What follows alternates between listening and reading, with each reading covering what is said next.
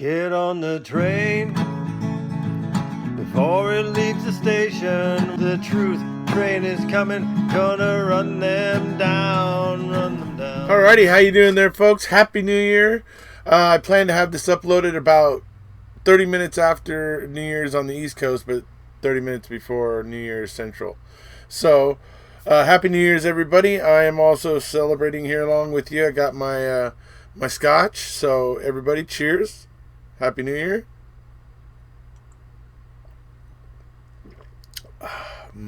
Good stuff. And even got some beer for me. Got a beer to go along with it. So, alright. We're going to be talking about, again, Netflix's Confession Killer and Henry Lee Lucas. And today, right now, this episode, we're talking about episode 2. So, you guys know I just went over episode 1. One thing I forgot to mention about episode 1 when I was going over it was the interesting thing that happened with the Japanese film crew that was there as part of that one, I believe, that one, I don't know if he was a journalist, he was the guy that was there kind of documenting Henry Lee Lucas. He had written a book about Ted Bundy and that sort of stuff, and he had been researching the whole serial killer phenomenon and that sort of thing. So anyway, he got the Jim Boutwell to agree to this Japanese film crew to come in and record and do and that sort of stuff and document Henry Lee Lucas. So he had pretty unrestricted access for a long time, and there's some interesting things that come out of that. But what was interesting to me is there was at one point, and this should have been probably a big indicator to a lot of people, okay, is when Henry Lee Lucas was telling one of those cameramen, "Oh yeah, I've been to your country. I drove there." They're from Japan, folks. No matter how, even if he was on the Asian continent, you still can't drive to Japan. I don't know. Anyways, no, you certainly can't drive to Japan from the United States. That's just not possible.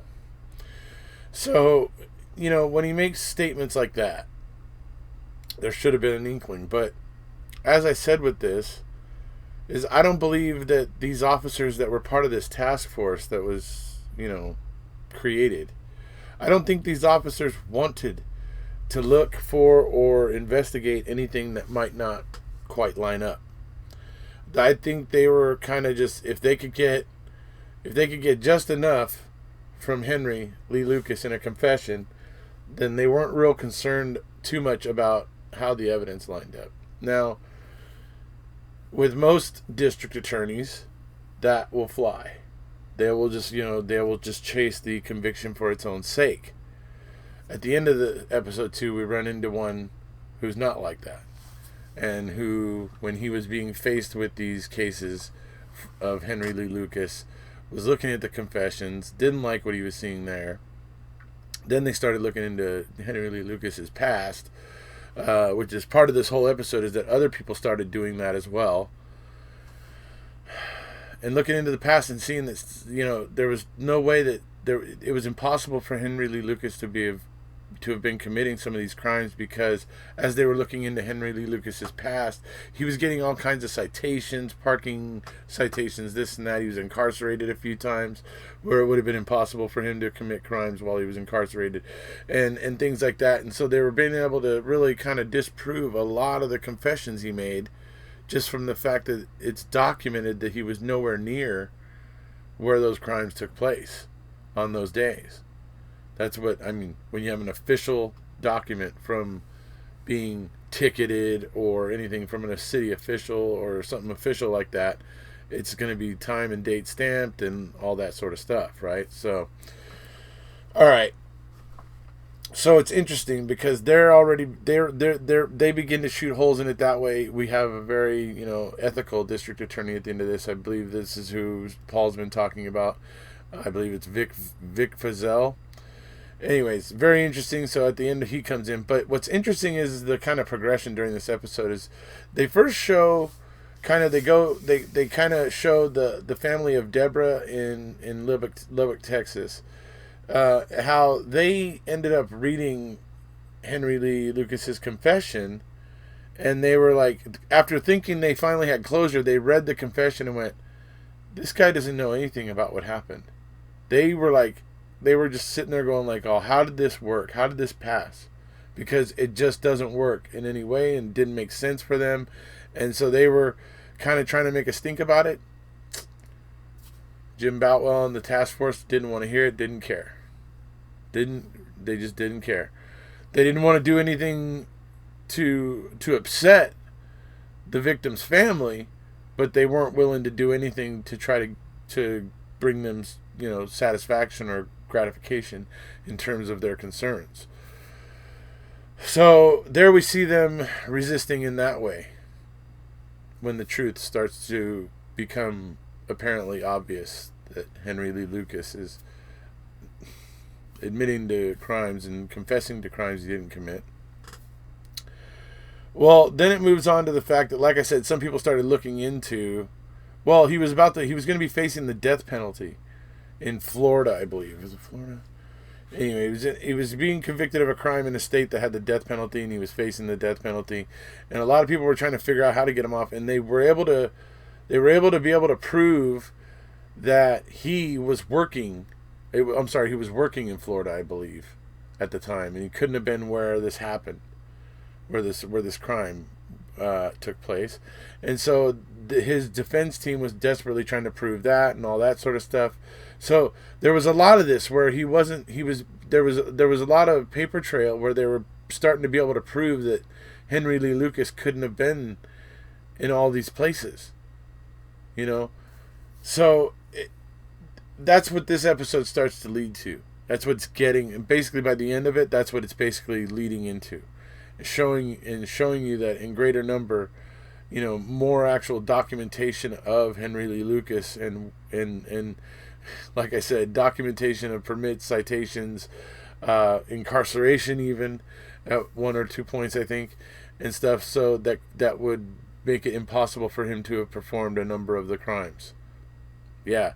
So once that starts happening, that makes you think, okay, wait, how did this happen? Well, remember, folks, we've all seen what happened to Brendan Dassey. Okay? We know what can happen when investigators with a preconceived notion in their brain come in and start talking about a case to somebody who's basically a blank tablet. And that's what Henry Lee Lucas is, because he wanted to get the death penalty. That way, when the whole crazy ride was over, and the strawberry milkshakes and his endless supply of cigarettes and coffee and when that whole hayride was over, then he knew he could rely on the fact that he would be put to death, and because he wasn't killing himself by suicide, then he would be able to go to heaven, is how he reasoned it. That's how they portray it, that he reasoned it that way, that's what he said.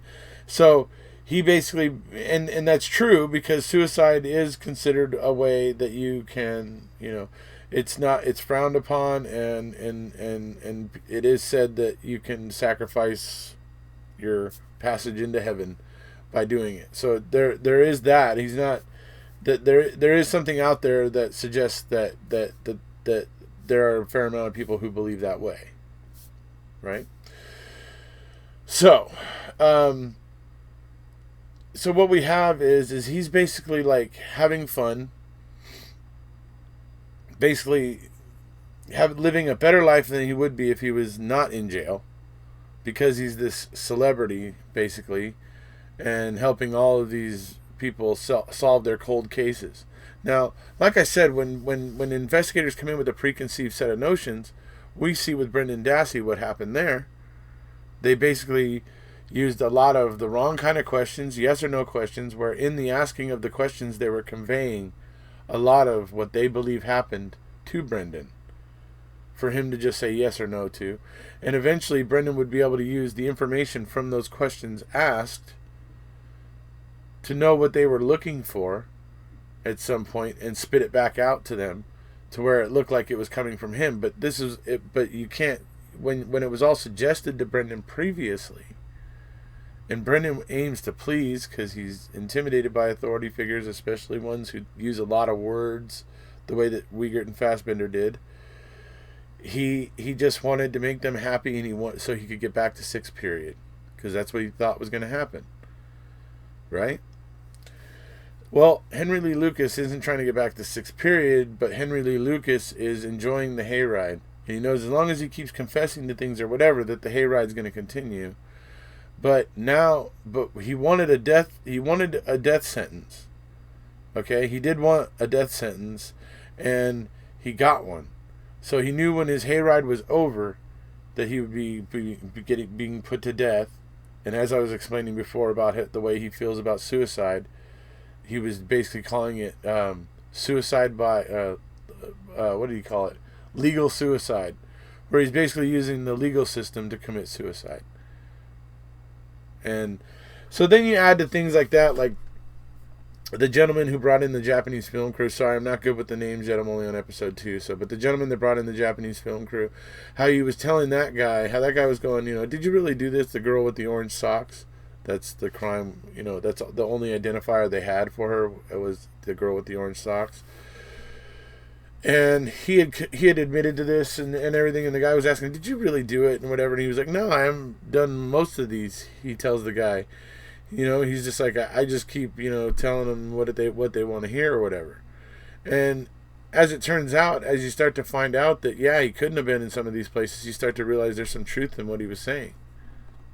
Yeah. This whole thing undermines confessions. As a whole, it undermines confessions. Okay? I believe the reason why they're calling it the confession killer is because ultimately, Henry Lee Lucas is going to be a bright example, a shining example of why police investigator techniques matter. And the techniques they use matter. And how they obtain the confessions matter. Because as we see with Brendan, as we've seen with many other, wrongful convictions of youth, that there's a lot of similar themes that run through them. I was a little thirsty. All right. There's a lot of similar themes that run through those cases. And even the stat that comes out of the Innocence Project and from all the exonerations as they get tallied, but they've calculated that even amongst just with adult confessions, just with adult convictions, that 1/4 of all adult convictions involve a false confession. 1/4, 25%. 1 in 4. That's a pretty significant number. 25 out of 100. 25 out of 100 wrongful convictions involved a false confession. An untrue confession. That's a disturbing number, and that number only gets higher as you get down into juvenile range. Especially when you get to mentally limited juveniles. The number is astronomical. It's like 80%. 80% of the wrongful convictions of mentally limited juveniles involved a false confession. So that's, a disturbing number, but like I said, the numbers as you head down into the juvenile range get higher and higher from 25% that it is with adults. It gets down, as you get down into 18-year-old, 16-year-old, that percentage continues to climb. So, something to consider, And I think that's an interesting thing, and I am eager to continue and finish watching this because, it is interesting, and confessions are a problem right now. And obviously the courts right now don't really want to address it, don't really want to face it. And I can see why. I mean, it's a sticky problem. I mean, what are they going to do? All the courts everywhere have to suddenly shift to this new way of thinking and seeing confessions. And they're probably not too keen to do that. So it's an interesting thing, to be sure. Oh, it's good. So, yeah. But I think it illustrates that, like I said, with Brendan, we had investigators coming in that had a very, very preordained kind of set of facts in their own heads before it started, right? And in this case, I believe we're dealing with the same thing, where these various, law enforcement agencies were just thinking, you know what? Maybe we can solve this cold case by pinning it to Henry Lee Lucas. He'll admit to it, kind of thing. And like I said, once they get there and they're in the same room as him, that's when they can start talking and saying things. And once they're able to say what they expect, Henry's able to just spit that right back out for them and give them what they want because he's motivated to do so. He's not trying to get out. He's not trying to win his freedom. He's fine right where he is. And like I said, when the hayride's over and the strawberry milkshakes and the endless supply of cigarettes and all that stuff ends, well, then he knows he has the death penalty waiting so that he can rejoin the one he professes to love more than all, who is in heaven now. So, it's an interesting thing, but do I believe this guy is a mastermind serial killer? No. I don't think so. He's not even very good at lying. You know what I mean? And it's already in episode 2. I'm seeing just how easy it was for them to go and start shooting down a lot of the confessions.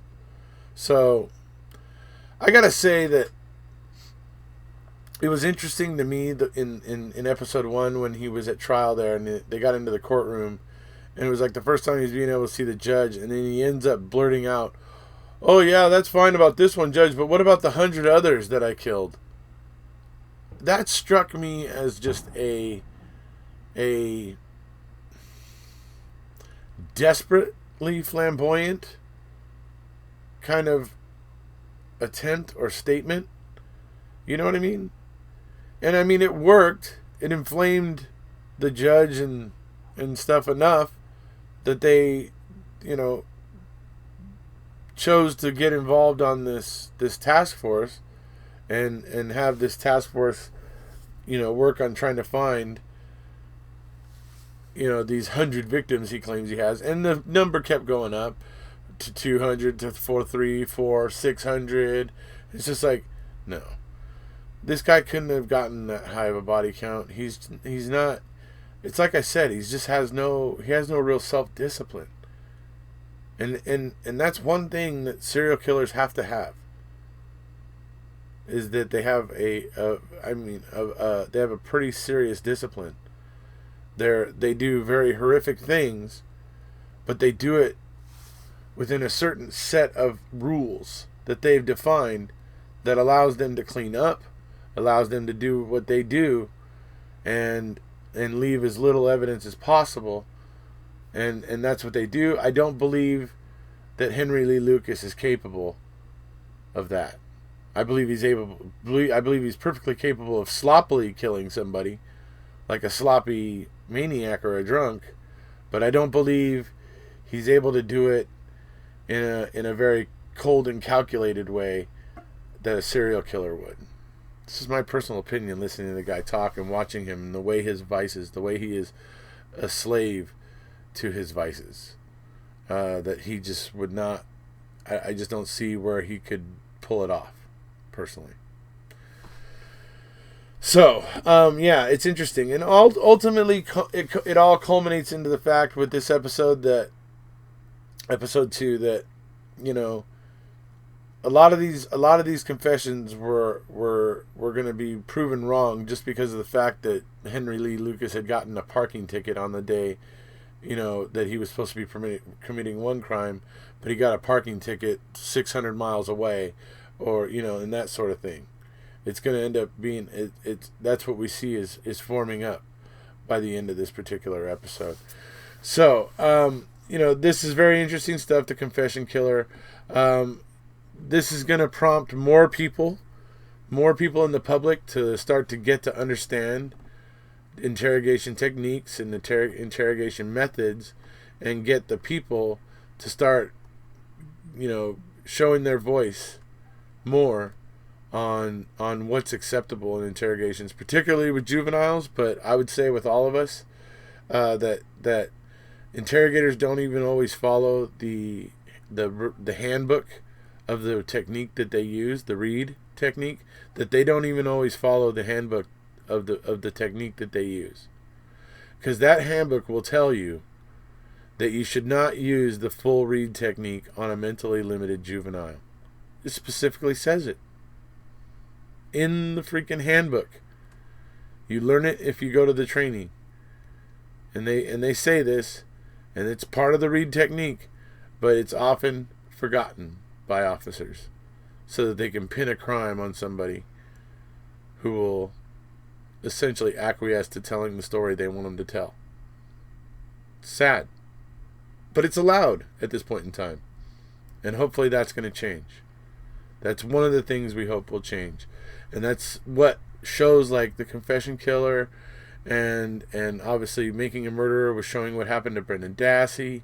And obviously you guys have seen me covering other cases here on my channel of other wrongful convictions of youth, such as John Bunn, Corey Williams, Daniel Villegas, Devontae Sanford. Anyways, many where you see the very, very similar themes running through them. And although Henry Lee Lucas isn't a juvenile, false confessions are false confessions. But the point here is that Henry Lee Lucas has a motivation to want to tell the cops what they want to hear. He has a motivation to do that, to keep his gravy train running.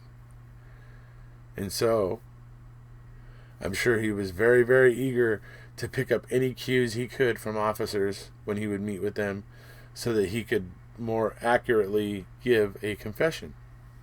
And if those officers were coming in like Wiegert and Fassbender and putting all their cards on the table right away and basically giving him a roadmap, then he could just go, okay, yeah, and then use that roadmap and give a confession. And that's, to me, most likely what was happening here with a lot of these cases.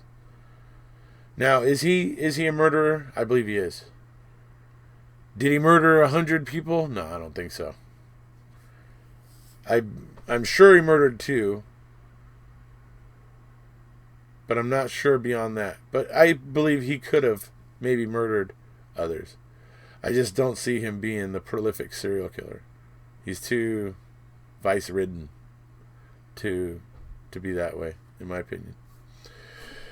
So, anyways, that's it. That's my summing up of episode 2 of The Confession Killer on Netflix. I encourage everybody who hasn't, go over and check it out. It's pretty interesting stuff. And for those of you who are interested in the confession of Brendan Dassey and the whole subject of confessions as a whole, I think this is a good one to check out and make sure you don't miss it.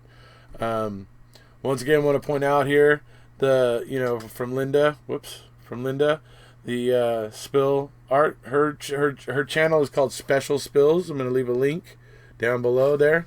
But anyway, I love that thing. It's right there. I mean, I've always kind of lovingly thought of it as like the little portal. Hey, look, I'm Erekose here. If you guys look into who Erekose is, he's a character created by Michael Moorcock. and he basically gets pulled all around the multiverse. So I just always figure that's like the portal to the multiverse. It's a fun way to think of it anyway. So I don't know.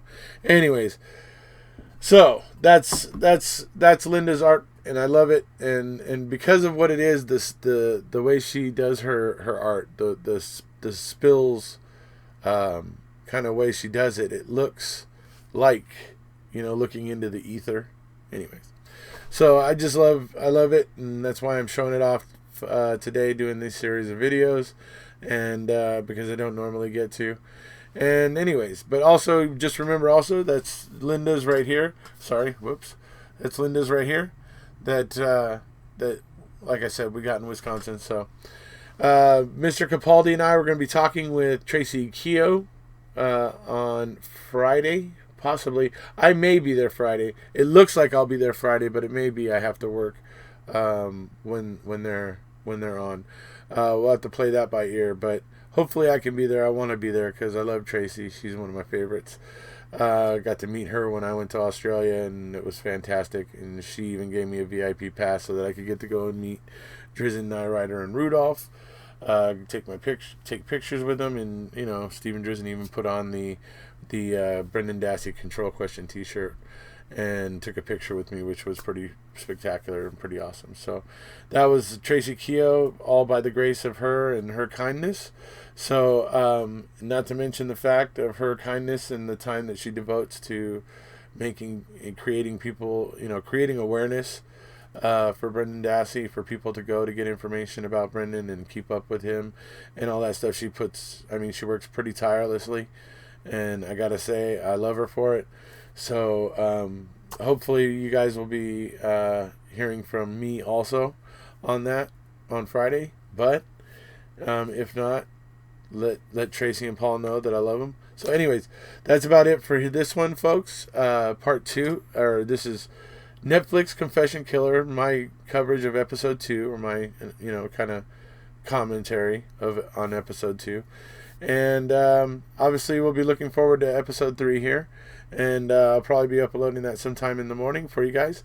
And like I said, it's a very, very interesting show, and I think in terms of us being interested in false confessions and looking to the future of how to bring about change and get confessions to be looked at differently and seen for what they are, as somewhat unreliable and all that sort of stuff. We got to be able to point to things like this and things like Brendan and things like you got to be able to be kind of somewhat well versed in wrongful convictions and involving the confessions, so that we'll be able to talk about them effectively, to make points effectively, publicly, in the private sector, to hopefully influence more people to understand what's going on, and then therefore have their own opinion, and therefore potentially vote in the right kind of people, at least in their local area, to vote to get the right kind of change going on. So there's plenty of chiefs. There's plenty of organizations of chiefs of police and stuff like that already understand these principles. It's just that not every single law enforcement agency in the country and stuff really cares or adheres to those principles laid down by those agencies. Unfortunately, it's just the way it is. But hopefully, if the courts start really taking this seriously, as they should have here, I think Brendan Dassey was the big way to do it, to start allowing kids a way to escape the state courts and get an honest shake in the federal courts to evaluate what happened. That's what the Supreme Court could have done here, and I really feel like they dropped the ball. Everybody says it only matters if a case came straight from the state courts, and that's the only case that could make a difference. I disagree. I think the fact that it was a habeas case was what made it uniquely helpful, and what it could have done for other kids like Brendan moving forward, to help them overcome AEDPA and get a fair shake in the federal courts. so that the federal courts could do a honest and fair evaluation of their confessions and the circumstances around them and the circumstances around the evaluation of their confessions, and give the kids an honest shake. Because obviously once the state courts make a decision, they're inclined to keep that and hold on to that, and they don't want to change. So that's what could have been created had the Supreme Court, of the United States taken Brendan's case and given a decision favorable to Brendan. It would have created a path for other kids around the country in Brendan's situation to find habeas, to find satisfaction on habeas. Some people think that wasn't a big deal. I think that would have been huge. So, all right, just my thoughts on it, folks. So that's about it for this one. If you haven't already, please hit subscribe, and we'll see you.